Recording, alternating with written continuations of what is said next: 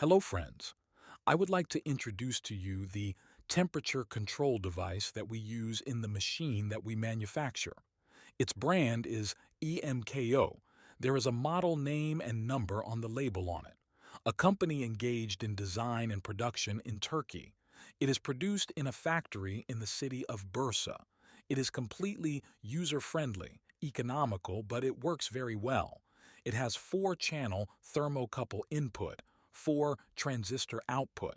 There is a USB connection at the top and a supply and RS-485 connection at the bottom.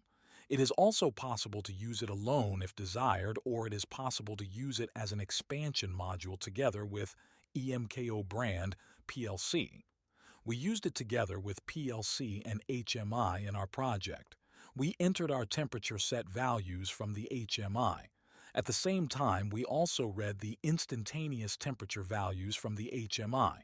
But as I said before, it can also be used alone. It's also very easy to configure. As soon as we connect the USB cable to the port on it, a window opens on our computer. There is no need for any application or program. When we click on the config file, the application located in the device opens. English and Turkish languages are supported by the application, and when I say that, inside that, he will bring the file to us.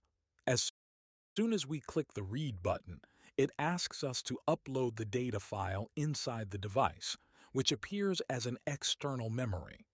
The values in the data file are the values that we have previously written to the device. We can write to the device by changing the values here. There are communication setting values at the top part. After the communication settings, there is a thermocouple type. We can choose the type of thermocouple separately for each channel. It supports all types of thermocouples. At the bottom, there is a choice heating or cooling. We identify it on the device. In this section, we can determine the set values, scale values, and offset values for each channel. After setting these values, we need to determine what kind of control will be performed. We choose the appropriate one from the options of PID control, on-off control, or PWM control. We can determine the type of control separately for each channel. When we click on the right button located in the lower right corner, it saves these values to the device. As I said, it is very useful.